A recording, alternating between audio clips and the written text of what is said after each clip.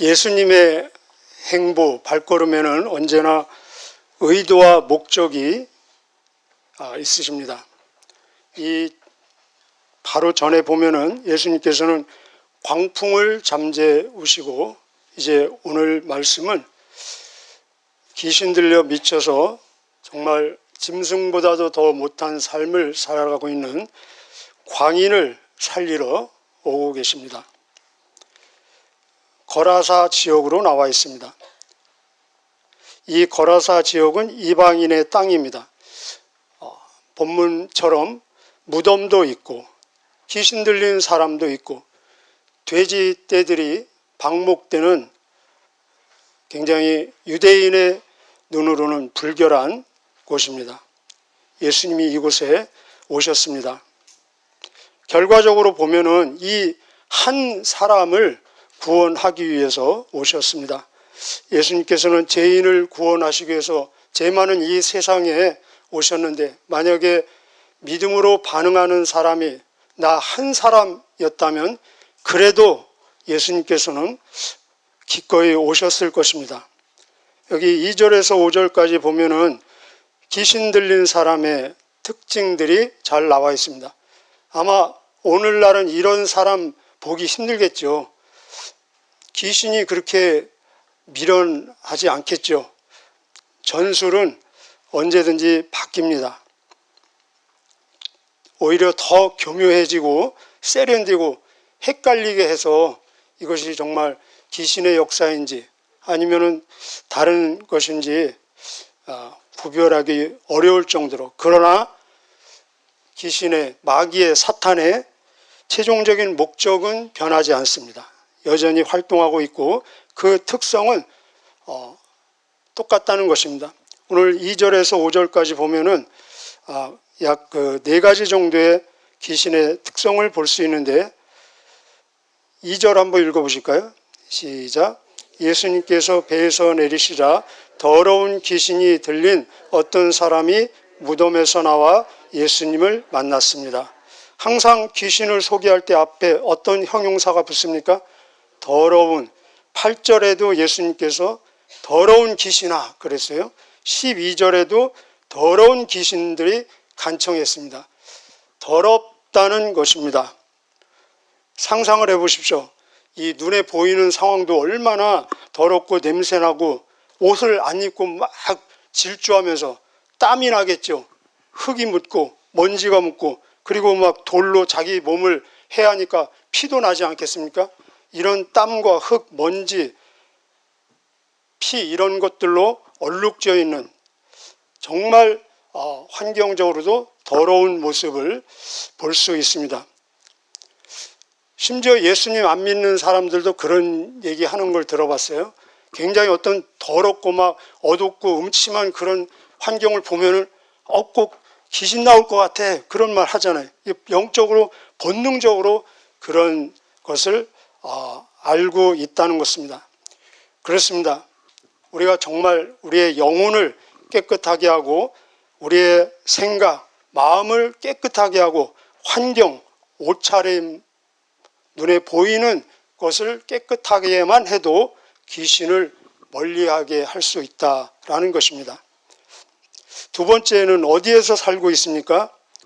무덤가에서 살고 있습니다. 무엇을 말합니까? 죽음 같은 삶을 살아가고 있다는 것입니다. 그렇습니다. 삶에 숨은 쉬지만 삶의 방향도 없고 목적도 없고 의미도 없고 소망도 없고 어떤 감각이 없지 않겠습니까? 감각이 없으니까 자기 몸을 돌로 해치지 않겠습니까? 기쁨도 없고 슬픔도 없고 모든 것으로부터 격리되어 있고 소통이 없는 모습을 볼 수 있습니다. 세 번째는 어떤 특징이 있습니까? 내려가 보면은 쇠사슬, 쇠고랑으로도 묶을 수 없는, 이 어떤 환경으로도 제어할 수 없는 통제불능인, 이것은 무엇을 얘기합니까? 이렇게 이 사람이 힘이 세다는 것을 말하는 것이 아니라 이런 쇠사슬, 어떤 쇠고랑으로도 통제할 수 없는, 그것보다 더 강력한 무엇에 묶여 있다는 것입니다. 우리는 흔히 이것을 쉽게 중독이라는 단어로 얘기하고 있습니다. 술에 묶여 있든지 도박에 묶여 있든지 마약에 묶여 있든지 게임에 묶여 있든지 무언가에 강력한 보이지 않는 힘에 묶여 있어서 자기가 정말로 하고 싶은 것, 해야 될 일은 하지 못하고 하지 않고 하기 싫고 하지 않아야 될 일은 하면서 그렇게 말하는 사람 있지 않습니까? 내가 왜 일을 하는지 나도 모르겠어. 나도 나를 모르겠어. 그렇죠. 무언가에 묶여 있기 때문에 그렇다는 것입니다. 내려가 보면은 막 소리를 지르면서 밤낮이 없습니다. 왔다 갔다 하면서 무엇입니까? 무질서하고 무절제하고 자기가 자기를 학대하며 자기를 파괴하는 파괴적인 삶이라는 것입니다. 공포심을 유발하고 굉장히 돌발적이고 충동적인 모습을 볼 수 있습니다. 그러나 여러분 기억하십시오. 이 사람 겉으로 보기에는 엄청나게 흉측하고 막 끔찍하지 않습니까? 그런데 다른 사람을 해하는 모습은 없습니다. 자신을 해하고 있습니다. 마귀는, 귀신은 두려움, 무서움의 대상이 아니라 경계해야 되고 대적하고 싸울 대상입니다. 오히려 이 귀신 들린 사람, 귀신의 영향을 받는 사람을 불쌍히 여기고 적극적으로 도와줘야 될 대상이라는 것입니다.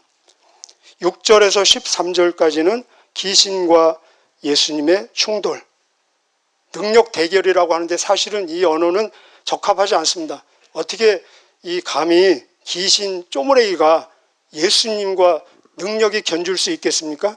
그러나 영적인 대결에 있어서 그런 표현을 쓰고 있습니다. 전도는 정말 능력 대결입니다. 성령님의 가장 강력한 인도를 받을 때가 전도이고 또 마귀의 가장 집요한 치열한 저항이 있는 그 사건이 전도의 현장입니다. 그런 면에서 능력 대결이라고 할 수 있습니다. 우리 6절부터 13절까지 한번 읽어보시겠습니다. 시작. 귀신 들린 자가 멀리서 예수님을 보고 달려와 엎드려 절을 했습니다. 굴복하죠? 알아서 기죠. 7절. 그리고 큰 소리로 가장 높으신 하나님의 아들이신 예수님, 저와 무슨 상관이 있으십니까? 제발 저를 괴롭히지 마십시오 하고 외쳤습니다. 그것은 예수님께서 더러운 귀신아 그 사람에게서 나오너라 하고 그에게 말씀하셨기 때문이었습니다. 예수님께서 그에게 물으셨습니다. 내 이름이 무엇이냐? 그가 대답했습니다. 레기온입니다. 이는 우리의 수가 많기 때문에 붙여진 이름입니다. 그는 예수님께 자신들을 또다시 그 지방에서 떠나지지 말게 달라고 간청하였습니다. 마침 그곳 산허리에서 많은 돼지떼가 먹이를 먹고 있었습니다. 더러운 귀신들이 간청했습니다. 우리를 저 돼지들에게 보내셔서 들어가게 해 주십시오. 예수님께서 그렇게 허락하셨습니다. 더러운 귀신들이 그 사람에게서 나와 돼지떼 속으로 들어갔습니다. 그러자 거의 2,000마리가 되는 돼지떼가 호수 쪽으로 산비탈을 내리달라 빠져 죽었습니다.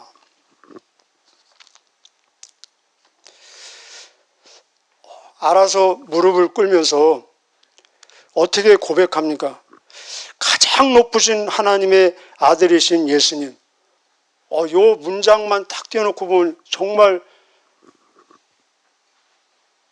감격적인 신앙 고백 아닙니까? 베드로의 주는 그리스도시요 살아계신 하나님의 아들입니다에 버금가는 그런 고백입니다. 그런데 저와 무슨 상관이 있으십니까? 상관이 없다는 것입니다. 알기는 잘 아는데 야고보서 2장에도 나오죠. 너희가 하나님의 한 분이신 것을 알지 못하느냐? 귀신들도 마귀도 알고 떠느니라. 알고 믿고 영접하고 생명을 누려야 되는데 알고 떨고 있다는 것입니다. 그래서 저와 무슨 상관이 있으십니까? 제발 저를 괴롭히지 마십시오. 우리가 전도할 때 받는 저항이 바로 이 내용 아닙니까? 표현은 다르지만 나와 무슨 상관이 있느냐? 나를 괴롭히지 말아달라. 바로 전도는 복음 증거는 마귀를 괴롭히는 사건입니다. 그래서 짜증을 내고 화를 내고 그러지 않습니까? 왜냐하면 괴롭히기 때문에. 예수님께서 그에게 묻습니다. 내 이름이 무엇이냐? 몰라서 묻겠습니까? 그 정체를 지금 폭로하는 것입니다. 레기온입니다.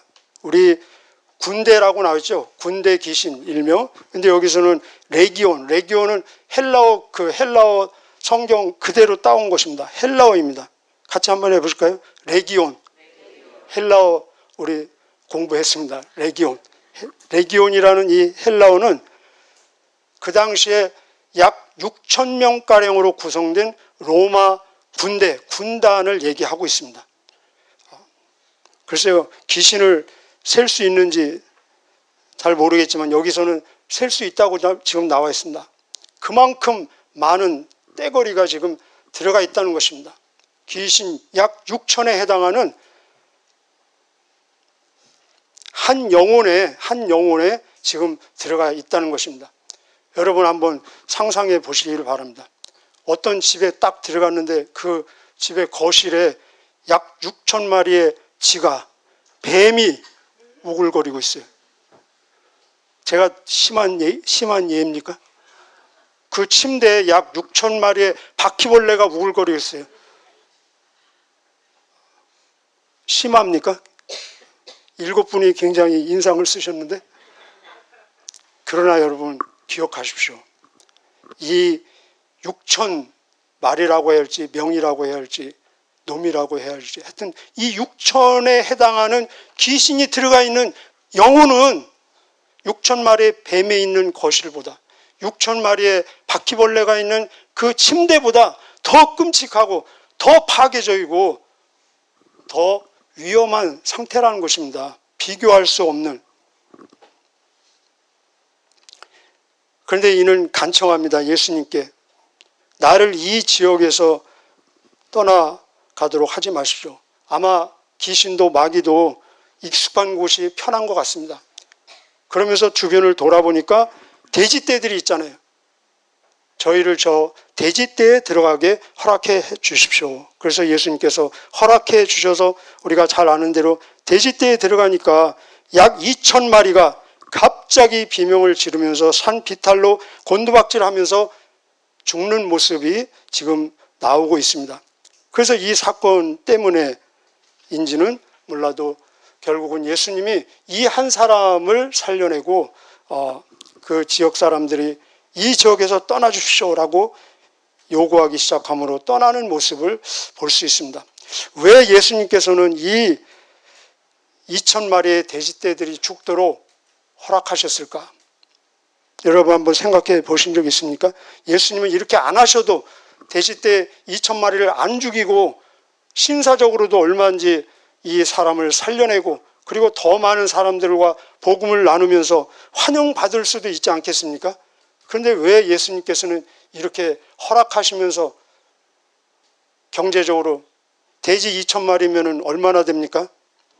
각자 한번 계산해 보시기 바랍니다. 한 마리의 돼지 얼마예요? 10억은 되는 것 같습니다. 왜 예수님께서 이렇게 하셨는지 저는 모릅니다. 왜냐하면 예수님이 직접 설명하지 않으셨고 다른 곳에도 왜 예수님이 이렇게 하셨는지 설명이 나와 있지 않기 때문에 정확한 이유는 알 수 없습니다. 그런데 분명한 것은 이 사건을 통해서 우리가 알 수 있는 것, 확인할 수 있는 것 적어도 4가지는 있습니다. 무엇이냐? 첫째는 예수님의 절대 주권이라는 것입니다.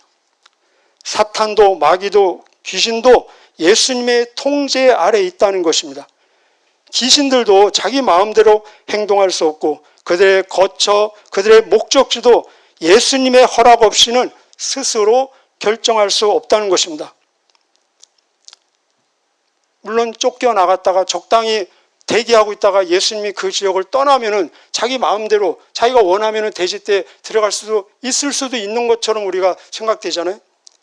그런데 예수님의 허락하에서 들어가고 결국은 지금도 사역하고 역사하는 것처럼 보이지만 예수님의 통제와 예수님의 허락 안에서 활동이 제한되어 있고, 그리고 결국은 이들은 무적행에 들어가서 감옥에 갇혀 있다가 나중에는 유황불 지옥에 들어가게 될 것입니다.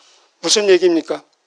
모든, 예수님 그렇게 말씀하셨습니다. 하늘과 땅의 모든 권세가 내게 있고, 물질적인 영적인 모든 권세가 내게 있고, 그리고 이 귀신들이 어디로 갈지 최종 결정권은 바로 예수님에게 있다는 것입니다.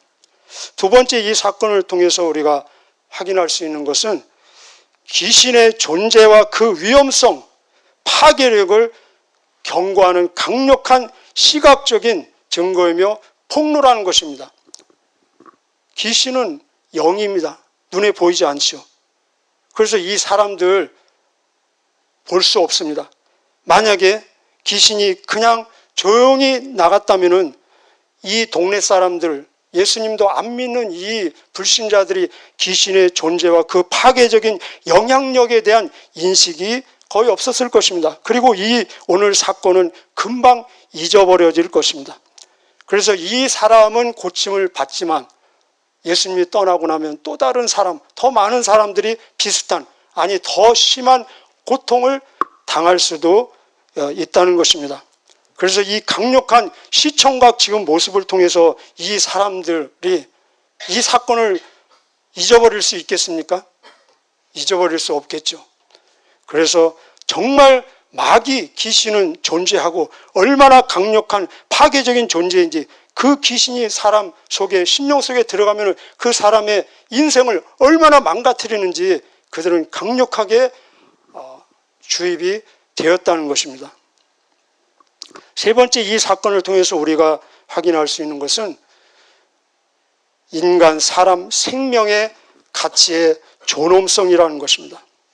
우리는 금방 돼지 2,000마리가 얼마나 될까 돈을 따지지 않습니까? 예수님 말씀하셨습니다. 사람의 가치는 천하보다 귀하다. 여러분은 어떻게 생각하십니까? 만약에 돼지가 20만 마리였다면 예수님, 그 정도는 너무 커서 안 돼, 그러셨을까요? 다른 동물이었다면 그 동물은 돼지보다 귀하기 때문에 안 돼, 그러셨을까요? 한번 기도하면서 묵상해 보시기를 바랍니다. 제가 해답을 드리는 것 아닙니다. 그러나 분명한 것은 한 생명의 가치, 한 생명의 구원과 해방은 그 이 세상의 어떤 물질의 가치와도 비교할 수 없다는 것입니다. 여러분, 마지막이 가까울수록 마귀의 전술 중에 하나가 무엇이냐? 가치관의 혼란을 야기시킨다는 것입니다. 그래서 정말 귀하게 여길 것을 덜 귀하게 여기는 것도 심각한 죄지만, 하나님께서 매겨준 그 가치 이상의 가치를 부여하는 것도 죄라는 것입니다. 예수님의 관심은 오직 두 가지였습니다.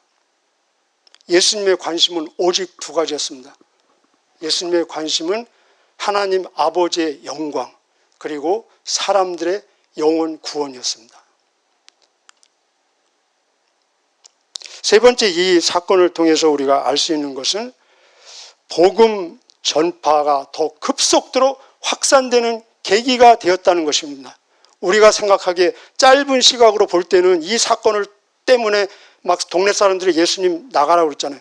속된 표현을 쫓아냈잖아요. 복음의 문이 닫히는 것처럼 보이잖아요. 그러나 먼 시각으로 볼 때는 오히려 이 사건으로 인해서 복음이 더 많은 지역에 급속도로 확산되는 계기가 되었다는 것입니다. 우리 19절, 20절 한번 읽어보실까요? 19절, 20절 시작. 그러나 예수님께서는 허락하지 않으셨습니다. 예수님께서 내 가족, 식구들과 친구들에게로 가거라. 그들에게 주님께서 내게 얼마나 큰 일을 해주셨는지, 얼마나 큰 자비를 베풀어 주셨는지 이야기하여라. 간증해라, 증거해라, 선포해라 하고 말씀하셨습니다. 20절이요. 그래서 그 사람은 돌아갔습니다. 그리고 데가볼리 지역에서 예수님께서 자기에게 얼마나 큰 일을 해주셨는지를 사람들에게 이야기하자 모든 사람들이 듣고 놀랐습니다. 여기 큰 일, 큰 자비, 큰 일, 놀랐다. 4번 나옵니다. 저와 여러분 구원받은 사건, 적은 사건입니까? 큰 사건, 놀랄만한 사건입니까? 이 예수님은 가족에게, 친구에게, 친척에게 돌아가라. 원래 있던 지역으로 돌려보내는 것 같지만, 그러나 지금 가는 것은 선교사로 가는 것입니다. 전도자로 가는 것입니다. 증인으로 가는 것입니다. 옛날과는 완전히 다른 미션을 가지고 가는 것입니다. 그런데 예수님은 가족, 친척, 친구 그렇게 조금 주신 것처럼 보이는데 이 사람은 어디까지 확산시킵니까? 데가볼리. 거기 한번 밑줄 거두실래요? 데가볼리. 데카볼리는, 데카는 10을 의미합니다. 볼리는 원래 폴리스, 도시를 말해요. 그래서 데가볼리는 10지역, 10도시로 구성된 지역입니다. 예수님이 귀신 만난 사람 동네 이름이 뭐였어요? 1절에? 거라사였죠. 거라사. 그래서 이 거라사는 데가볼리의 한 지역입니다. 데가볼리에 10지역이 있는데 그 10지역 중에 하나가 이 거라사입니다. 우리 얘기로 비유를 하자면은 이 거라사가 광산구라면은 데가볼리는 광주입니다. 그래서 광산구에서 일어난 사건이 광주 전역에 퍼지더라. 이런 지금 내용입니다. 예수님이 이 땅에 오신 목적이 무엇이겠습니까?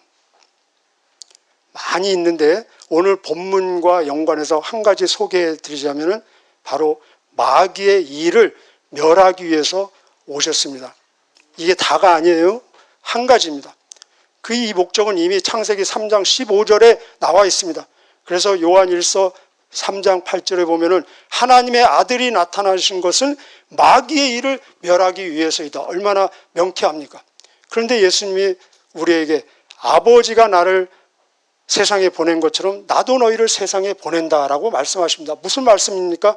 예수님이 이 땅에 오신 목적과 우리가 이 세상에 사는 목적이 같다는 것입니다. 우리 한번 같이 해보실까요? 예수님의 목적과 나의 목적은 같다. 엄청난 분들이십니다. 그래서 우리가 사는 목적이 많이 있는데 본문과 연관해서 하나를 소개하자면은 마귀의 일을 멸하는 것이 우리의 삶의 목적이라는 것입니다. 그렇다면 마귀의 일이 무엇일까요? 많이 있겠죠. 세 가지만 소개해 드리겠습니다. 첫째는 죄를 짓고 죄를 짓게 하는 것이 마귀의 일입니다. 요한일서 3장 8절에 범죄하는 자마다 마귀에게 속했나니 마귀는 처음부터 죄를 범하느니라. 둘째, 마귀의 일은 무엇입니까? 거짓말하고 거짓말하게 하는 일입니다. 그렇다면 저와 여러분도 마귀의 유혹과 도전에서 100% 자유스럽지는 않죠. 요한복음 8장 44절에 그는 처음부터 살인자요 진리가 그 속에 있지 아니하니 그는 거짓말장이요 거짓말의 시조 아버지니라 그랬습니다. 모든 거짓말은 마귀에게서 나온다는 것입니다. 세 번째, 마귀의 일은 이건 결정적입니다. 마귀의 일은 복음을 전하지 못하게, 복음을 듣지 못하게, 복음을 깨닫지 못하게, 복음을 영접하지 못하게 하는 것이 마귀의 최종적인 일입니다. 고린도후서 4장 4절에 얼마나 마귀의 영향력이 강력하냐면은 세상 신이 믿지 않는 자들의 마음을 혼미하게 해서 그리스도의 영광의 복음의 광채를 깨닫지 못하게 한다라고 얘기하고 있습니다. 그러면은 결국은 귀신을 쫓는 마귀의 일을 제압하는 가장 강력하면서도 직접적이고 근본적인 일은 무엇이냐? 복음을 전하는 것이라는 것입니다. 그래서 이 마가복음에서는 복음 전하는 일과 귀신 쫓는 일을 동일어로 언제나 소개하고 있습니다. 3장에서 보면은 예수님이 제자들을 부르셔서 훈련시키시고 전도를 파송하면서 바로 귀신 쫓는 권세를 주셨다라고 나와 있습니다. 그리고 마가복음의 결론이 무엇입니까? 16장 15절에 너희는 온 천하에 다니며 만민에게 복음을 전파하라. 그리고 이어서 믿는 자들에게는 그 문맥상 복음을 전하는 자들에게는 이런 표적이 따르리니 5가지 표적이 나오는데 첫 번째 표적이 무엇입니까? 저희가 내 이름으로 귀신을 쫓아낼 것이다. 그래서 복음 전하는 것과 귀신 쫓는 것을 동일선상에 두고 있다는 것입니다. 저와 여러분, 내가 무엇으로 우리 주변의 사람들을 놀래게 할 수 있겠습니까? 내가 가지고 있는 그 어떤 것도 주변 사람을 놀래게 할 수가 없죠. 나를 통해 역사하신 그 예수님을 증거하는 그 자체가 내 주변 사람을 놀래게 한다는 것입니다. 우리 결론 20절 다시 한번 읽어보실까요? 시작. 그래서 그 사람은 돌아갔습니다. 그리고 대가볼리 지역에서 예수님께서 자기에게 얼마나 큰 일을 해 주셨는지를 사람들에게 이야기하자 모든 사람들이 듣고 놀랐습니다.